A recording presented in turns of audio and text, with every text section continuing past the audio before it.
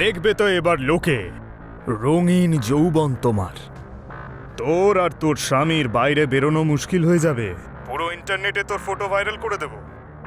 যেখানে যাবি লোকে তোদের দিকে নোংরা নজরেই তাকাবে। বল, করে দেব ভাইরাল? দেখুন, আপনি যেই হন, আপনি যা চান সব দেব আমরা। ফটোটা ভাইরাল করবেন না, আমাদের জীবন নষ্ট হয়ে যাবে। 20 লাখ টাকা রেডি রাখিস, জায়গাটা আমি বলে দেব। আর শোন, তোর বউকে একাই পাঠাবি।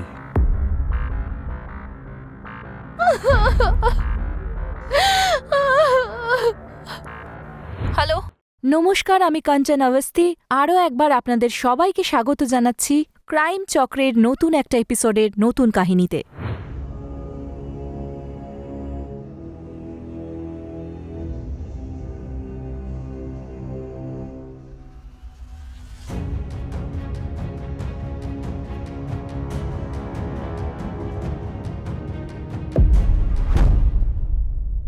রোশন, তুমি তো ভয় পাইয়ে দিয়েছিলে। তো ম্যাডাম, গেটটা তো বন্ধ করে রাখা উচিত। আচ্ছা, যদি অন্য কেউ চলে আসতো আর আমার সোনাকে নিয়ে চলে যেত তো? আচ্ছা, তাহলে তুমি আমাকে নিয়ে যাওয়ার বদলে অন্য কারোর আসার অপেক্ষা করছো? তুমি আমার সঙ্গে টেস্ট ম্যাচ খেলাটা বন্ধ করো। আর আমাদের এই যে ডিসিশনটা, তোমার থার্ড আম্পায়ার দাদা আছে না, ওনার জন্যই পেন্ডিং এ রয়েছে। হুম। দাদার সঙ্গে কথা বলেছো? না গো, দাদা বৌদি ভ্যাকেশনে গিয়েছে অ্যাকচুয়ালি। তো ওরা ফিরে আসলেই কথা বলবো, কিন্তু কিন্তু পনের কথা আমি ওদেরকে বলতে পারবো না। তুমি তো জানো যে আমার টাকার কত প্রয়োজন। আর তোমার দাদার কাছে তো টাকা আছে। তোমার ভাগের জমি বিক্রি করলেই তো তোমার দাদা টাকা পেয়ে যাবে। তাতে তুমি যে ভাগটা পাবে, আমি তো সেটাই চাইছি। এটা আবার পণ নাকি? কিন্তু তুমি কি জানো রোশন, আমাদের এখানে ছেলের বাড়ি থেকে যা কিছু ডিমান্ড করা হয় তাকে পণ হিসেবেই গণ্য করা হয়।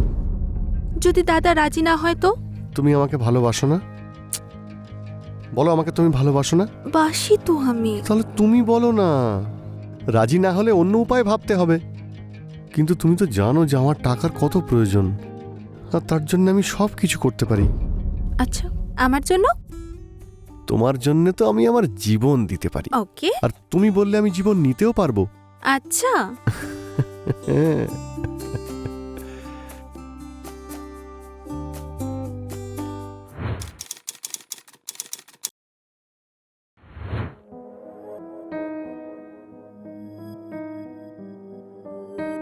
হ্যালো। নিয়ে এসছো টাকা? হ্যাঁ, সব টাকা নিয়ে এসেছি। আর তুমি যে লোকেশনটা বলেছিলে সেখানেই দাঁড়িয়ে আছি। ব্যাগটা ওখানে সাইডে রেখে চুপচাপ বাড়ি চলে যাও।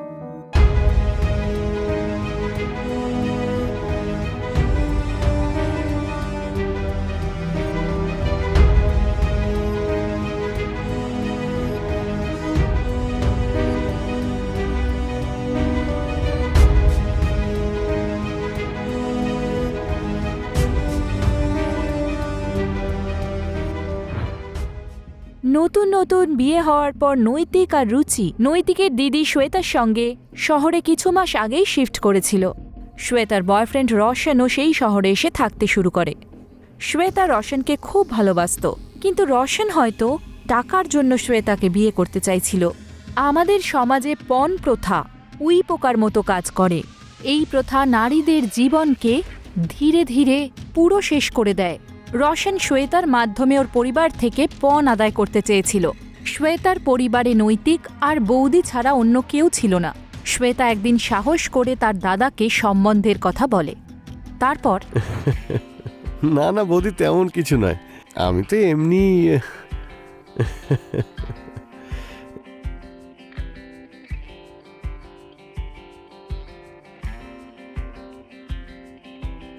আরে, আমাদের শ্বেতা তো দেখছি এখন থেকেই ছেলের বাড়ির হয়ে গেল। আরে বৌদি, তুমিও না।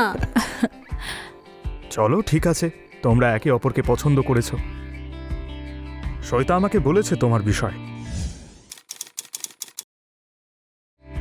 হ্যাঁ দাদা, আপনার যদি আশীর্বাদ পাই তো আমি আর শ্বেতা নতুন এক জীবন শুরু করতে পারি। দাদার আশীর্বাদ তো সব সময় বোনের ওপর থাকবেই।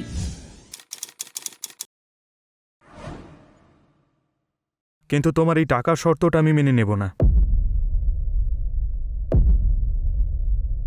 আমরা আমার বোনের কন্যাদান তো করতে চাই, ওকে কোনো টাকার মেশিন তৈরি করে ওর শ্বশুর বাড়িতে ওকে পাঠিয়ে ওকে প্রত্যেকবার বলে আমাদের থেকে যেন টাকা না চাওয়া হয়। দাদা আপনি এরকম কেন ভাবছেন? আমি এমনটা কেন করব? তুমি এখনই করছো, তাহলে পরে করবে না এর কোথায় গ্যারান্টি আছে? দাদা রোশন এরকম নয়। তুই মাঝখানে কথা বলিস না, আমরা কথা বলছি তো। দেখো রোশন, তুমি শ্বেতাকে বিয়ে করতে চাও, তাতে কোনো অসুবিধে নেই, কিন্তু আমরা 1 টাকাও দেব না। আরে সোজাসুজি বলুন না যে আপনি ওর ভাগে টাকাটা দিতেই চাইছেন না। রোশন, নিজের সীমা অতিক্রম করো না। Get out. আমিও এখানে অপমান হতে কিন্তু আসিনি। Get out from here.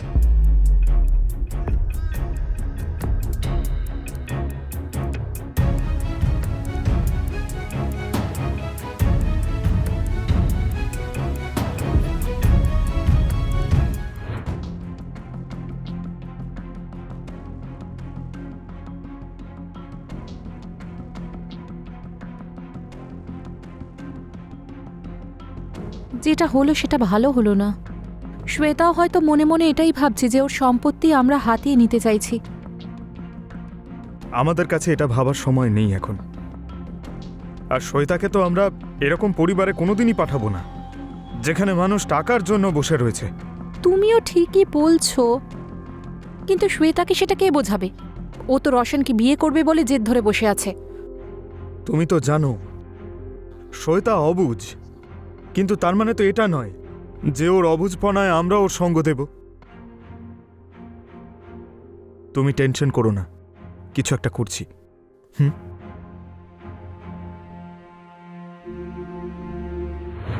নৈতিক আর রুচি শ্বেতার ভালোর জন্য ওকে রোশনের মতো মানসিকতা সম্পন্ন মানুষের সঙ্গে জীবন কাটাতে দেওয়ার বিরুদ্ধে ছিল। আর ওদের এই ভাবনাও সঠিক।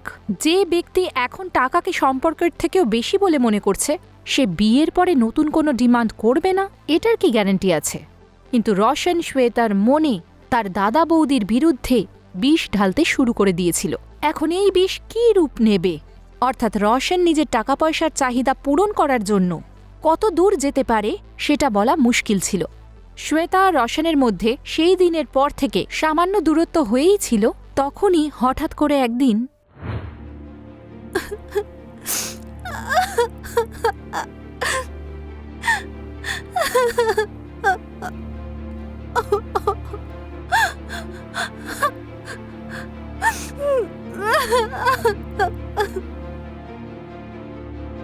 স্যার, হাজব্যান্ড ওয়াইফ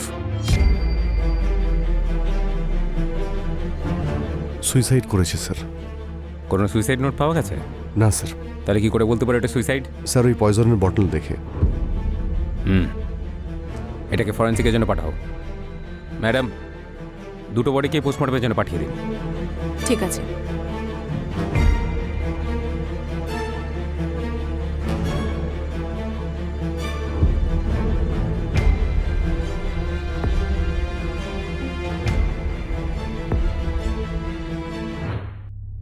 স্যার ইনি হলেন শ্বেতা দেবী, ওনারই বোন ইনি। শ্বেতা দেবী আপনার দাদা বৌদিকে কোনো মানসিক অবসাদের মধ্যে দিয়ে যাচ্ছিলেন, বা এমন কিছু যেটার জন্য ওরা সুইসাইড করতে পারেন? না স্যার, ওরা তো ভালোই ছিল। ওদের বিয়ে হয়েছে মাত্র 4 মাস হলো। আমি জানি না ওরা কেন হঠাৎ করে সুইসাইড করলো। ওনার সঙ্গে কারোর কোনো শত্রুতা ছিল যে ওনার বিরুদ্ধে ষড়যন্ত্র করতে পারে? না স্যার, আমরা এখানে নতুন এসেছি, আমরা আগে থাকতাম না এখানে, কাউকেই চিনি না আমরা। শুধু দাদার একজন বন্ধু আছে, তার থেকে বেশি দাদা কিছু শেয়ার করেনি আমার সঙ্গে। আপনি প্লিজ নিজেকে একটু সামলান। যাই হয়ে থাক না কেন, ইনভেস্টিগেশনে ঠিক জানা যাবে।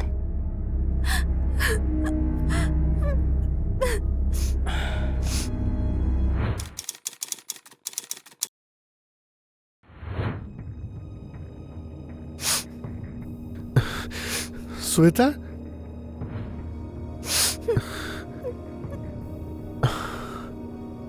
নিজেকে শান্ত করো তুমি। কোথায় ছিলে তুমি এতদিন? আমি কতবার তোমাকে ফোন করেছি, ফোন যাচ্ছিল না তোমার কাছে। আমি একটা আর্জেন্ট কাজে বাইরে গেছিলাম। আমি খবরটা শুনেছি, কিন্তু দাদার বৌদি হঠাৎ করে সুইসাইড কেন করলেন? ওনারা একবারও তোমার কথা ভাবলেন না যে তুমি একা এখানে কি করে থাকবে? আমারও এখন মনে হচ্ছে আমি সুইসাইড করি আর দাদা বৌদির কাছে চলে যাই। পাগল নাকি? এরকম কথা আর কোনোদিনও বলবে না। এখন তো আমি এসে গেছি। এতদিন তো ছিলে না, তাই ভেবেছিলাম তুমি আমাকে ছেড়ে চলে গেছো। এখন তো আমি এসে গেছি, সারা জীবন আমি তোমার সঙ্গেই থাকবো।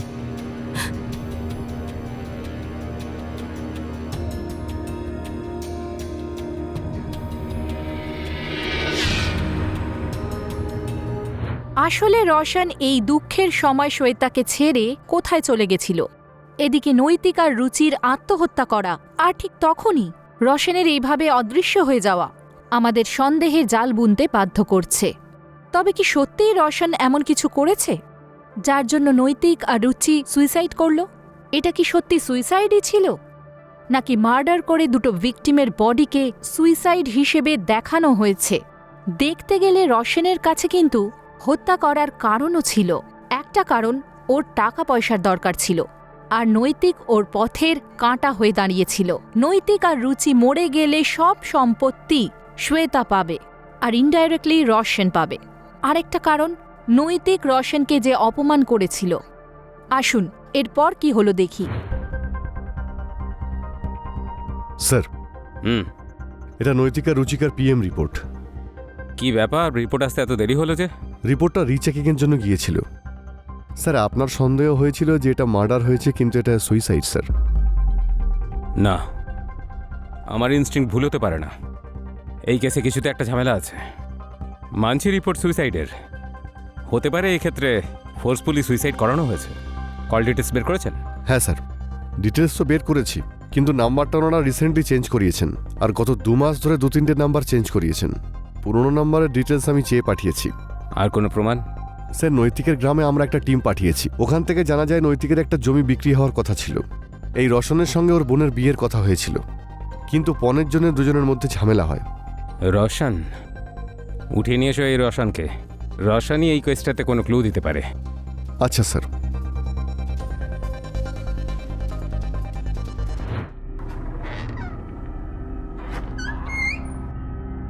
স্যার, এই হলো রোশন। তাহলে মিস্টার রোশন, এবার বলুন বিয়ের প্রস্তুতি কেমন চলছে? স্যার, আপনি আমাকে এখানে কেন নিয়ে এসেছেন? কি করেছি আমি?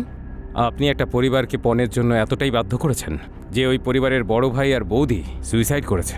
স্যার, আপনি আমাকে কেন মিথ্যে অপবাদ দিচ্ছেন?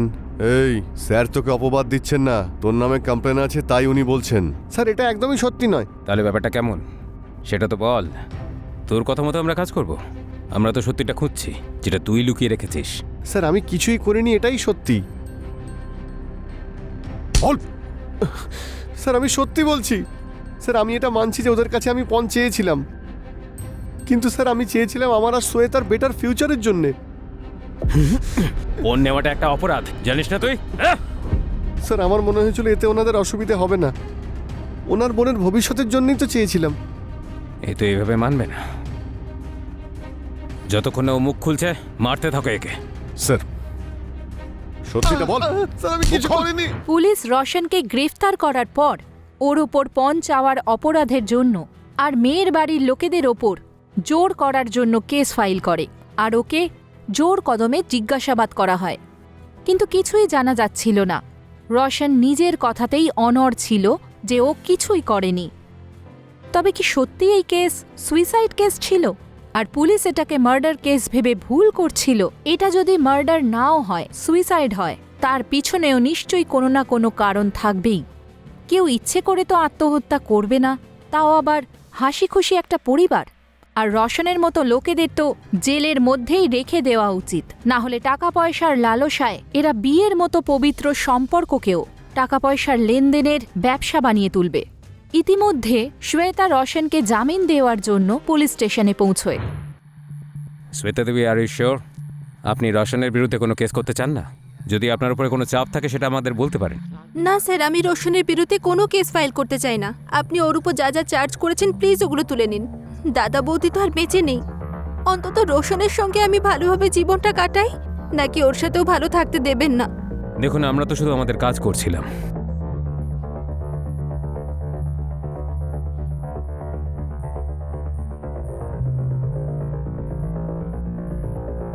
তুমি ঠিক আছো?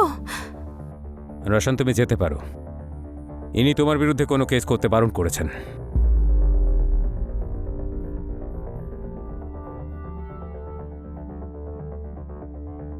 স্যার, আমার মনে হচ্ছে যে শ্বেতাও এর সঙ্গে জড়িত, কারণ দাদার বৌদি মারা যাওয়ার পরে সমস্ত সম্পত্তি তো ওরই হবে।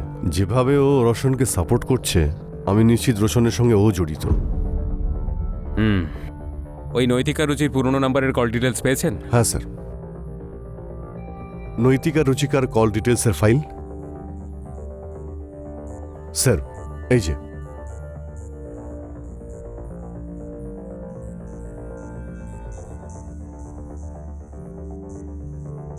একটা নাম্বার দুটো কল লিস্টেই কমন, আর ওই নাম্বার থেকে ফ্রিকোয়েন্টলি কলও করা হয়েছে, তাও অড টাইমিং। ওইটার খোঁজ লাগাও। আরও একটা কথা স্যার, আমি নৈতিকের বন্ধুদের জিজ্ঞেস করেছি, নৈতিক বন্ধুদের কাছ থেকে 20 লাখ টাকা ধার নিয়েছিল। কে?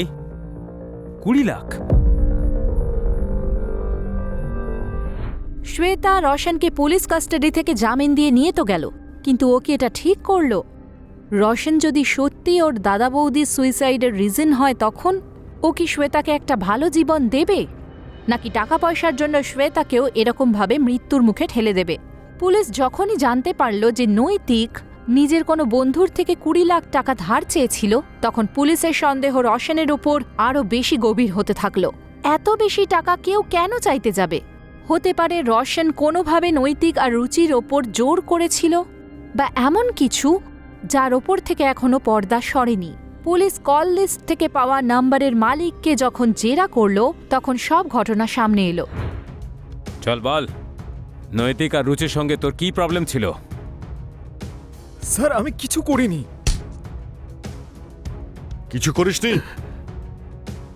এই দেখ দেখ, এসব কি?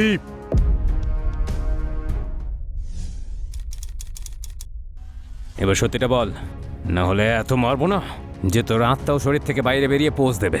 বল। বলছি স্যার, আমার টাকার খুব দরকার ছিল। নৈতিক আর রুচি আমার গ্রামেই থাকতো। ওদের বিয়ের পর ওরা শহরে চলে যায়। তারপর আমি জানতে পারি নৈতিক ওর জমিটা বেচে দেবে, ওর কাছে অনেক টাকা আসবে। তারপর সোশ্যাল মিডিয়া থেকে ওদের ফটো বের করে মব করি আর নিউড বানিয়ে দিই।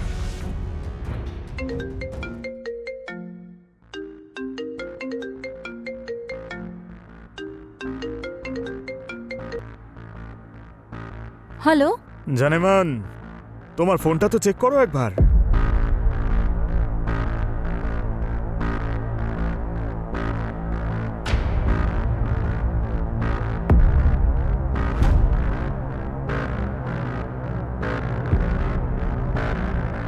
এইসব তো আমার সোশ্যাল মিডিয়ার ফটোজ। এগুলো দিয়ে কি করেছো তুমি? আর কে তুমি? তুমি জানো এগুলো মব ফটোজ, আর আমি জানি, কিন্তু পাবলিক তো ফটো দেখে পুরো মজা নেবে। যখন তোর বউকে লোকে এই অবস্থায় দেখবে, তখন ভাব তোর মনের অবস্থা কি হবে। কে তুমি? কেন করছো এইসব? দেখো। দেখবে তো এবার লোকে, রঙিন যৌবন তোমার। তোর আর তোর স্বামীর বাইরে বেরোনো মুশকিল হয়ে যাবে। পুরো ইন্টারনেটে তোর ফটো ভাইরাল করে দেব। যেখানে যাবি লোকে তোদের দিকে নোংরা নজরেই তাকাবে। বল, করে দেব ভাইরাল? দেখুন, আপনি যেই হন, আপনি যা চান সব দেব আমরা। ফটোটা ভাইরাল করবেন না, আমাদের জীবন নষ্ট হয়ে যাবে। 20 লাখ 20 লাখ টাকা রেডি রাখিস, জায়গাটা আমি বলে দেব। আর শোন, তোর বউকে একাই পাঠাবি।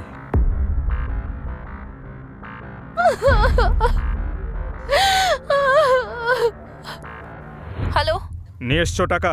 হ্যাঁ, সব টাকা নিয়ে এসেছি, আর যে লোকেশনটা বলেছিলে সেখানেই আছি। ওইখানে সাইডে ব্যাগটা রেখে চুপচাপ চলে যাও।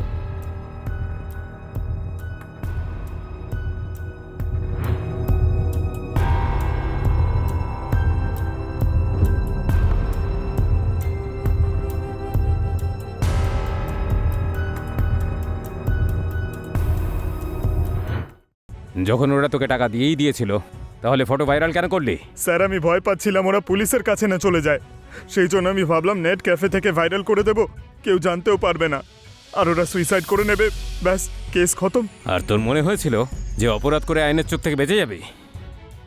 অপরাধী যতই ধুরন্ধর হোক না কেন, আইন তাকে ঠিক ধরে ফেলে। একে এত মারো যেন নিজের ফটো এডিট করার আগেও ও 100 বার ভাবে। স্যার লোকেশ একটা সাধারণ ছেলে। টাকার অভাবে হোক বা টাকা পয়সার লোভে অপরাধের এমন এক চোরাবালিতে সে প্রবেশ করল, যার ফলে অনেকগুলো জীবন শেষ হয়ে গেল। সোশ্যাল মিডিয়া এমন একটা প্ল্যাটফর্ম যেটা আমাদের ভালোর জন্য বানানো হয়েছে, যাতে আমরা দূরে থাকলেও একে অপরের কাছে থাকি, একে অপরের জীবন সম্পর্কে জানতে পারি। কিন্তু আজকাল সোশ্যাল মিডিয়াতে যে কোনো ফটো আপলোড করা বিপদের থেকে কম নয়। না জানি কেউ আপনার সেই ছবির সুযোগ নিয়ে আপনাকে ব্ল্যাকমেল করতে শুরু করে দিল। নৈতিক আর রুচির ছবি লোকেশ ছেলেটি টাকা পাওয়ার পরেও ভাইরাল করে দিয়েছিল, যার ফলে দুজনেই নিজেদের প্রাণ হারায়। এই ঘটনা থেকে আমরা এই শিক্ষাই পাই যে যখনই আমরা যে কোনো ছবি সোশ্যাল মিডিয়াতে দেব, সেটার সেটিংয়ে গিয়ে সেটাকে আমাদের ফ্রেন্ড সার্কেল ছাড়া অন্য কারোর জন্য অ্যাভেলেবল না রাখা। পরের এপিসোডে আপনাদের সঙ্গে আবার দেখা হবে। নমস্কার।